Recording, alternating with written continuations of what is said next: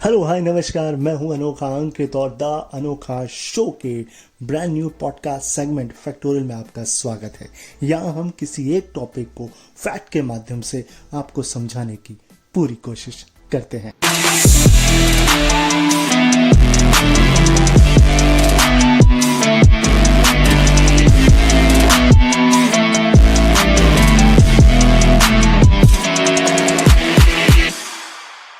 आज का एपिसोड खास तौर से उन लोगों के लिए है जो अभी अभी पेरेंट्स बने और उन्हें एक सवाल जरूर सताता रहता होगा, और वो ये कि आपके यानी कि हमारे बच्चों का भविष्य कैसा होगा। वो साधारण होंगी या असाधारण होंगी। देखिए, बाकियों को जानने की जरूरत नहीं है, क्योंकि आप भी कभी ना कभी इसी स्टेज पर पहुंचेंगे। और मान लीजिए नहीं भी पहुंचे तो आपको अपने परिवार के या आसपास के भाई बहनों या कजन्स की तो यही सेम सवाल की टेंशन होती होगी। देखिए, हम ये जान तो सकते हैं कि हमारा बच्चा एक्स्ट्राऑर्डिनरी कब कहलाता है, लेकिन इसके पीछे भी दो थॉट ऑफ माइंड्स हैं या थॉट ऑफ पीपल्स हैं। एक थॉट ऑफ पीपल जो न्यूरोसाइंटिस्ट और न्यूरोसाइकोलॉजिस्ट का है, और वो ये कहते हैं कि जिन बच्चों का आईक्यू लेवल औसत से ज़्यादा होता है वो ईश्वरी देन कहलाते हैं। लेकिन एक दूसरा थॉट ऑफ पीपल का ग्रुप है जो कि शिक्षकों और स्पोर्ट्स कोचेस का है। वो ये कहते हैं कि हमें इसमें उन बच्चों को भी शामिल करना चाहिए जो किसी न किसी फील्ड में असाधारण प्रतिभा का प्रदर्शन कर रहे हैं। सही भी है, वो स्पोर्ट्स भी हो सकता है, साइंस, लिटरेचर, आर्ट्स, कुछ भी हो सकता है। ये बहस कहीं जाने वाली नहीं है।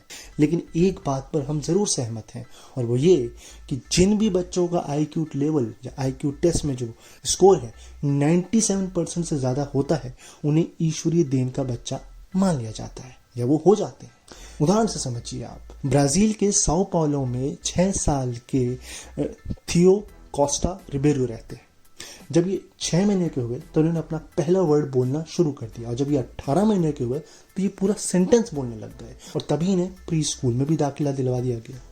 थियो के पिता कहते हैं कि ये अक्षर देखकर हमें उसको एक्सप्लेन करने को कहता था, लगातार सवाल पूछता था, लेकिन वो सवाल अटपटे नहीं होते थे। ना ही उस पर फैमिली का प्रेशर था, और ना ही हमने उसके सवालों की या उसकी उत्सुकता, एक्साइटमेंट की अनदेखी की। जब लॉकडाउन था और बच्चे अक्षर और वर्णमाला सीख रहे थे, तब जो 3 साल का रिबेरियो है ये पढ़ना, लिखना और गणना तीनों कर रहा था। और जुलाई 2021 में इनके पेरेंट्स को मीटिंग के लिए स्कूल में बुलाया गया और बोला गया कि आपका जो बच्चा है उसका जो प्रदर्शन है वो औसत से कहीं ज्यादा है, इसका एक बार आप आईक्यू टेस्ट करा लीजिए। फिर क्या, पेरेंट्स पहुंचे न्यूरोसाइकोलॉजिस्ट के पास। उसने रिबेरियो का जो है भावनात्मक और बौद्धिक दोनों टेस्ट किया, और फिर जब रिजल्ट आया तो पेरेंट्स चौंक गए, क्योंकि न्यूरोसाइकोलॉजिस्ट का कहना था कि इसका जो आईक्यू लेवल है वो ईश्वरी देन वाले लेवल से भी कहीं ज्यादा है। तो उनके फादर ने बोला, ठीक है, मगर अब हम इस बच्चे का करें क्या? सही बात है, अब करें क्या, यही तो सवाल। पेशेवर विशेषज्ञों के मुताबिक 5 साल के थियो की जो बौद्धिक और भावनात्मक क्षमताओं का जो स्तर है वो 14-15 साल के बच्चे की तरीके हैं। लेकिन इसका मतलब ये नहीं है कि वो आम बच्चों जैसा कुछ नहीं करता है। उसको भी अक्सर बाहर जाना, दोस्त बनाना, खेलना, शारीरिक शिक्षा की क्लास लेने में आनंद आता है। डायनासोर के बारे में जानकारियां जुटाना उसका पैशन बन चुका है। उसने अपना खुद का यूट्यूब चैनल भी स्टार्ट कर दिया है। थियो के पिता बताते हैं, कभी कोई 6 साल के बच्चे की तरह डायनासोर के साथ खेलना चाहता है, कभी कार्टून देखता है, कभी वीडियो गेम खेलता है, और कभी उसका टीनेज अवतार जाग जाता है और दार्शनिक बातें शुरू हो जाती हैं।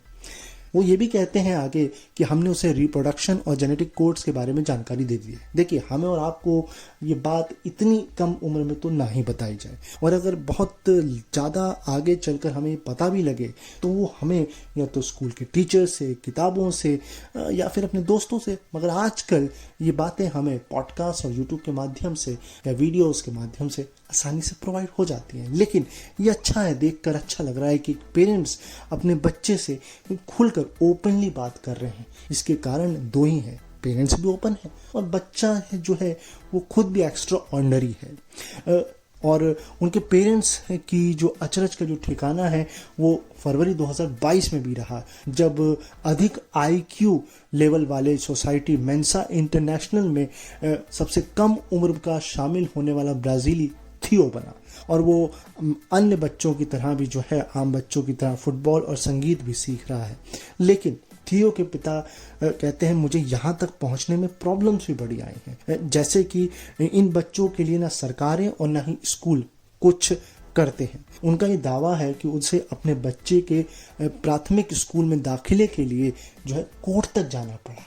इस पर खुद बीबीसी ने जब शिक्षा मंत्री से, ब्राजील के शिक्षा मंत्री से बात करने की कोशिश करी फ़ोन या मेल से, तो जब तक मैं देख पा रहा हूँ, जब तक मैं आपको ये पॉडकास्ट प्रोवाइड करवा पा रहा हूँ, तब तक तो कोई जानकारी ऐसी अभी तक तो आई नहीं थी। अब बात करते हैं 8 साल की निकोल की। इसकी कहानी भी थियो जैसी ही है।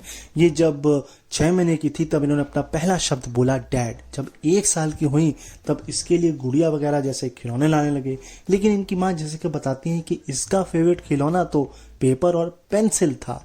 जब 2 साल की थी और नर्सरी क्लास में थी तब ये अपने बच्चों से, यानी कि नर्सरी क्लास में अन्य बच्चों से काफ़ी ज़्यादा बेहतर थी। 2021 में जब ये 7 साल की हुई तब इनका एडमिशन जो है रियो डी जेनेरियो के एक स्कूल में कराया गया। वहाँ इनके माँ बाप से बोला गया कि आप इसका IQ टेस्ट करा लीजिए।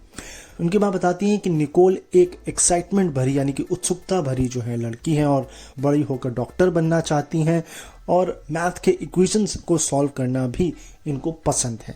वो बताती हैं कि एक बार हम एक चर्च में बैठे हुए थे कि इसके बगल में इसी की स्कूल की 6th ग्रेड की पढ़ने वाली एक लड़की जो है वो मैथ की इक्वेशन सॉल्व करने में उलझी हुई थी।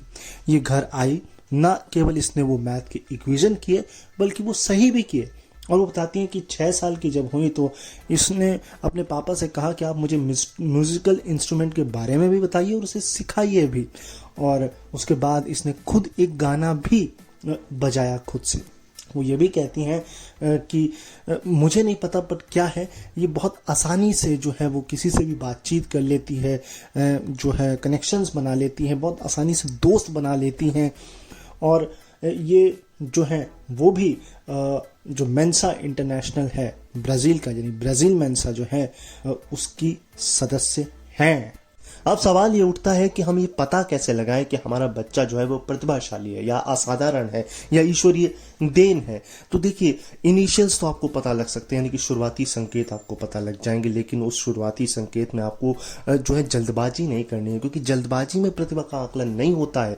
इसके पीछे कई सारे परीक्षण होते हैं। रॉकेट साइंस नहीं कि केवल आपने IQ टेस्ट करा लिया तो आपको सब कुछ पता लग जाएगा। कुछ लोग इसमें जुड़ते हैं, जैसे कि न्यूरोसाइकोलॉजिस्ट, मनोवैज्ञानिक, शिक्षाविद और सब्जेक्ट स्पेशलिस्ट, जिन्हें हम विषय विशेषज्ञ भी कहते हैं। ये लोग जब जुड़ते हैं एक साथ, जब ये आकलन करते हैं, तब पता लगता है कि वाकई में आपका बच्चा प्रतिभाशाली है। मैं कुछ पॉइंट्स बता रहा हूँ, इन पॉइंट्स को कॉपी पेन निकाल लीजिए, इसको नोट कर लीजिए, क्योंकि ये चीज़ें जब आपको दिखेंगी तब आपको पता चलेगा कि हाँ, वाकई में हमारा बच्चा प्रतिभाशाली है। सबसे पहले है तीव्र जिज्ञासा, यानी कि उसकी जिज्ञासा कितनी है, इंटरेस्ट कितना है किसी चीज़ को जानने का कि वो क्या है, कैसी है, क्यों है। इसके अलावा उसकी जो वोकैबुलरी है वो उसकी उम्र से ज़्यादा है, यानी कि वो है तो 6 साल का बट उसकी वोकैबुलरी 14-15 साल के बच्चे जैसी है। उसके सीखने में आसानी, यानी कि वो कितनी आसानी से किसी चीज़ों को सीख लेता है। इसके अलावा त्वरित जो है तार्किक क्षमता उसमें होती है, नेतृत्व, आत्मविश्वास होता है, रचनात्मक होती है, अच्छी याददाश्त होती है और लक्ष्य का पीछा करने की उसके जो दृढ़ता होती है।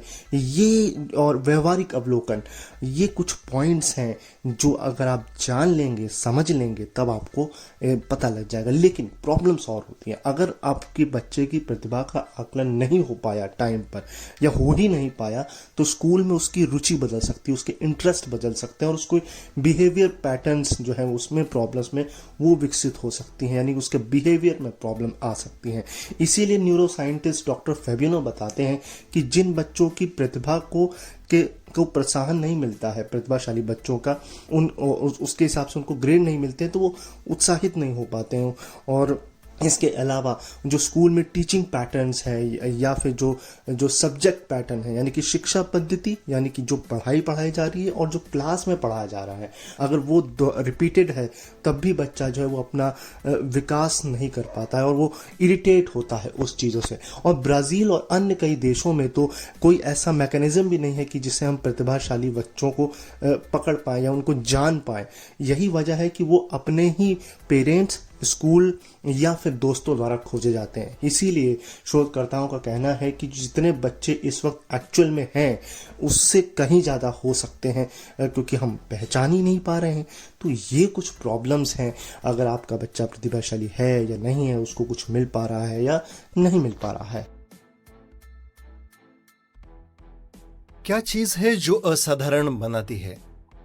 विशेषज्ञों के अनुसार असाधारण बच्चों के मस्तिष्क के कुछ क्षेत्रों में ग्रे मैटर की मात्रा अधिक होती है और इससे सिनेप्स यानी कनेक्शन स्थापित करने की क्षमता सामान्य से अधिक तेजी से काम करती है।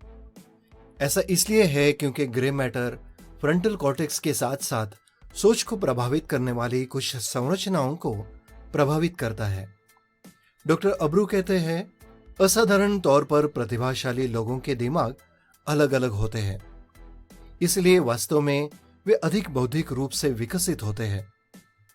उनके पास बड़े न्यूरॉन्स होते हैं, अधिक मजबूत और अधिक क्षमता के साथ, और उनका सिनेप्टिक कनेक्शन अधिक तीव्र और स्थायी होता है, जिससे मस्तिष्क बड़ा होता है।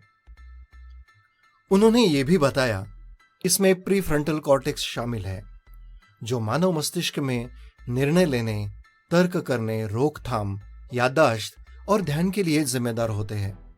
कुछ अध्ययनों से पता चलता है कि असाधारण बौद्धिक क्षमता वाले बच्चों की मस्तिष्क स्मृति प्रणाली आमतौर पर बढ़ रहे बच्चों की तुलना में भिन्न आकार की होती है। दूसरे विश्लेषक इस बात पर जोर देते हैं कि प्रतिभाशाली बच्चों के पास अधिक एकीकृत और बहुमुखी मस्तिष्क तंत्र होता है। मेंसा ब्राजील की मनोविज्ञान पर्यवेक्षक प्रिसिला जाइया भी बताती है कि असाधारण प्रतिभा कोई चिकित्सीय स्थिति नहीं है। उन्होंने कहा, यह एक न्यूरोडेवलपमेंटल डिसऑर्डर नहीं है, बल्कि व्यक्ति की कार्यप्रणाली है। हम असाधारण प्रतिभा को रचनात्मक और मनोवैज्ञानिक पहलू के रूप में समझते हैं। इन सब के अलावा ब्राजीलिया काउंसिल ऑफ गिफ्टनेसनेस ने जो प्रतिभाशाली लोग हैं उनको 2 वर्गों में बांटा है। एक वर्ग शिक्षाविदों का जो कि अधिक ग्रेड प्राप्त करता है और विज्ञान में रुचि लेता है, मतलब पढ़ाकू किस्म के लोग या जो क्रिएटिव नहीं होते, क्योंकि जो दूसरा वर्ग इन्होंने बनाया है वो क्रिएटिव लोगों का बनाया है, जहां पर रचनात्मक लोगों का ग्रुप इन्होंने बनाया। देखिए, ये नई बात नहीं है, ये पूरी दुनिया में है। आप 2 तरीके से ही लोगों को डिफाइन करते हैं। एक या तो क्रिएटिव लोग हैं, उनको प्रतिभाशाली मानते हैं, और एक पढ़ाकू लोग हैं, उन्हें प्रतिभाशाली मानते हैं। ये रियलिटी है, ये हार्श रियलिटी, हार्ड रियलिटी से कहें, ये दुनिया की। लेकिन आपको एक और नजरिए से भी इसे देखना चाहिए कि ये कहा भी गया है कि ये जो लोग होते हैं प्रतिभाशाली, ये थोड़े से जो है संवेदनशील होते हैं। इसके अलावा भावनात्मक लोग भी ये होते हैं। इसके अलावा उनकी दुनिया पर भी जो है नज़र रहती है, यानी कि कुल मिलाकर ये वाले इनोसेंट्स होते हैं और सेंसिटिव लोग होते हैं। तो ये था आज का एपिसोड। आई होप आपको पता लगा होगा कि आपके बच्चे में क्या कमी है, क्या खूबी है, और आपको फ्यूचर में चल के उस पर कितना ध्यान देना है और कैसे ध्यान देना है। तो यही था आज का एपिसोड, और मुझे उम्मीद है आपको ये एपिसोड, ये पॉडकास्ट पसंद आया होगा। और अगर आपको ये पसंद आया है तो फिर भाई सिर्फ सुनने नहीं है, सुन के बिल्कुल जाने का नहीं है, पैसिव कंज्यूम नहीं करना है, इसको एक्टिव कंज्यूम करना है। ऐसा करना है कि आपको इस पॉडकास्ट को रेटिंग भी देनी है, अपना फीडबैक भी देना है, और आप अपने यूजुअल पॉडकास्ट प्रोवाइडर पर इसे सुन सकते हैं। इसके अलावा अगर आप यूट्यूब पर हमें सुन रहे हैं तो वहाँ पर आप लाइक 1 अदद दे सकते हैं, सब्सक्राइब कर सकते हैं, एंड आप इस पॉडकास्ट के बारे में कमेंट में अच्छी बुरी जैसी भी बातें हैं वो कह सकते हैं, और शेयर का बटन भी दबा सकते हैं। मैं आपसे फिर मुलाकात करूंगा, फिर किसी पॉडकास्ट में, फिर किसी नए टॉपिक के साथ। और अगर हम एक्सपेंड कर पाए अपने इस काम को तो बहुत जल्द लोगों को भी इसमें शामिल करने की कोशिश करूंगा। तो अपना ख्याल रखिए, मुझे अपने दिलों में याद रखिए। मैं मिलता हूं आपसे नेक्स्ट पॉडकास्ट में किसी नए टॉपिक के साथ। तब तक के लिए बाय बाय।